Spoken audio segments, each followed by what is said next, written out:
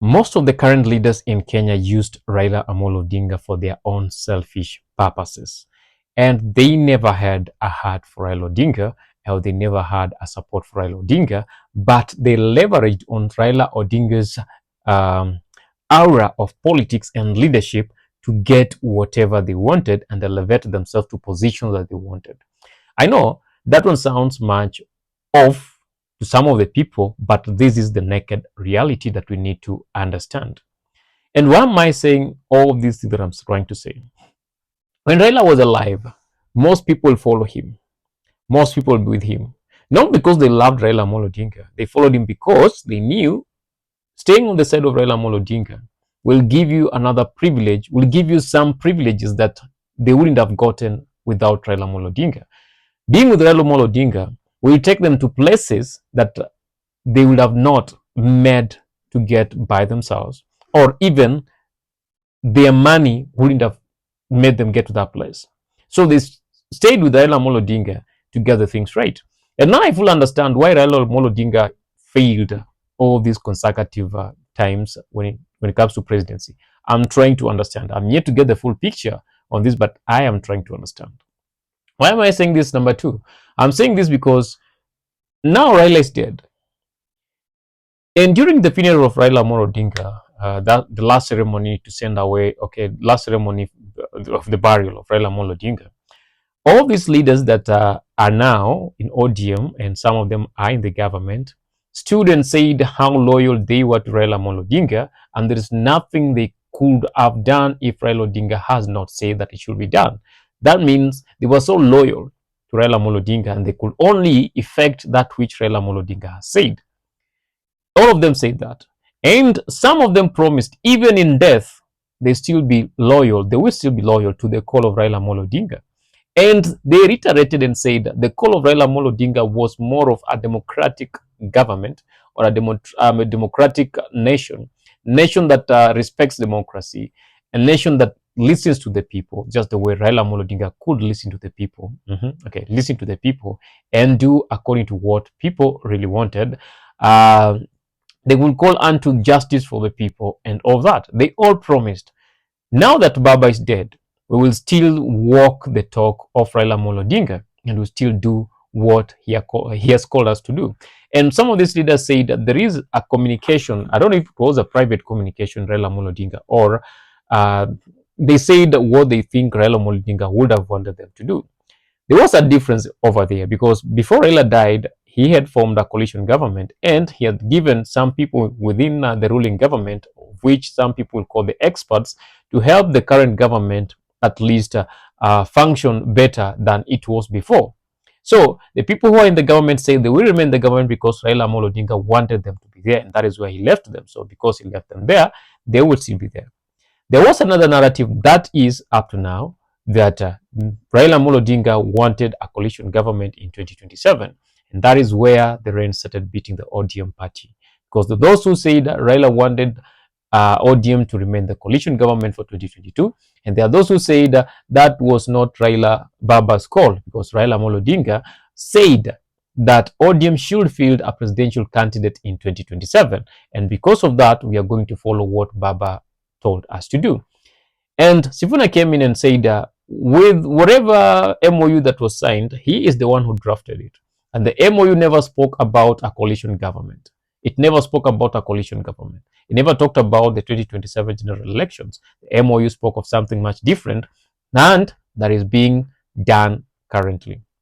And for him, he ruled out the purpose of there being a coalition government in 2027, ODM supporting the current government, or ODM supporting President William Samoei Ruto to become the second president, or to take the second term of presidency in this country, as he sums up, because obviously all the presidents that have been have always taken two terms.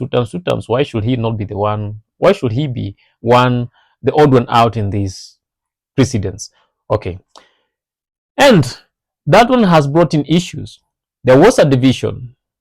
There was a division, or cracks in ODM started appearing. And those cracks have continued appearing and broadening and becoming bigger and bigger each and every day. Now, what we could not hear from other people, what you could not hear, what people could not say, now they're out to say it. Recently, there were some allegations made by Sifuna, but he was convinced, or he's convinced, that that was true. He said that Junet Mohammed is the one who made Raila not to get elected as the president in 2022 because he did not pay the agents. And that statement rang a bell into very many ears, especially those who are in ODM and those who are in good position in ODM who can speak about this. There are those who've come to support that. There are those who are saying, of course, this has been the truth that has been hidden for the longest. At least Sifuna has been bold enough to talk about this truth. And there are those who are saying, no, that was not the way. I had a clip of Babu Owino talking about the same and said that the person who was supposed to give the funds and the person who sabotaged the giving of the funds was a Jubilee guy and not, okay, a Jubilee guy. He did not really disclose who the funds were to be given and who was supposed to give those funds. Sifuna said Uhuru really did a lot in supporting Raila Amolo Odinga's call by providing the needed resources and even financial help to make sure that Raila becomes the president in that is during 2022 general elections, but which did not happen as expected. However, that is not just the only thing that is happening in audio. The reason why I'm saying that there was none of these people who, okay, a big number of these people are not loyal to Raila Amolo Odinga, but they were there because of their own selfish interests. That is where ODM has come. And where we are now, ODM is facing a very big breakdown. I know most of the people will not want to believe this, but that is the reality on the ground, because within a very short time, within very few months, 1 or 2 months, we'll get to understand now the bigger breakup within the ODM party. There are people who are going to register their own party and become something else and support something else, or they will join other existing parties just to have a common opposition that will go against the sitting president William Samoei Ruto in 2027. But 2027 is still months now. We are yet to understand that. There are those who have called for ODM, for the leader of ODM party, current leader of ODM party, who is Dr. Oburu Odinga, to convene a meeting and solve the issues between that is Sifuna, Gladys Wanga, and Junet Mohammed, because they are taking the issues out of context and out of proportion. And there are those who are trying to say, like someone like Aladwa, who said that he feels that Winnie Odinga should be given the deputy party leadership role in ODM, that is deputizing her father or her uncle, that is Dr. Oburu Odinga, in that party. And there are those who are saying that if Sifuna wants to go, let him go. People like that is Kasmuel Makore. There is I'm forgetting the name of this other guy who are saying that if Sifuna wants, they are not really, Makore is really mentioning, but this other guy, Olekina, I think so, he is not mentioning the name. He's saying that those who want to go can leave. ODM will still be strong as it was. But the truth is, if these people leave, ODM will not be as strong as it used to be. Opiyo Wandayi has a different narrative. Opiyo Wandayi is the narrative of the ODM to remain within the government, because that is where Baba left them. The CS Treasury is also of the idea that ODM should remain within the government. Likes of Junet Mohammed, Gladys Wanga, and some of the leaders within are of the idea that ODM should remain to support UDA even in the 2027 general elections. And these are the things that are going to break ODM completely. The question to be asked over here is, if Baba was still alive, is this what Baba would really have wanted? And that is what I'm trying to say, this is what I'm saying. And all these people were not loyal to Baba. A few people in ODM were very loyal to Baba, and they could go to an extent of working with Baba or even dying for the cause that Baba has prescribed over them. But some of those people were joyriders. Most of them, majority of them, were joyriders, riding on Baba's influence, riding on Baba's aura, riding on Baba's ideologies, and desiring that Baba should give them given positions. And some of them got those positions just by the appointment of Baba, just Baba saying and you become, Baba saying and you become. We used to have a narrative of Mosho Moja wa Baba, and we have seen that Mosho Moja wa Baba taking shape and building. But now Baba is gone.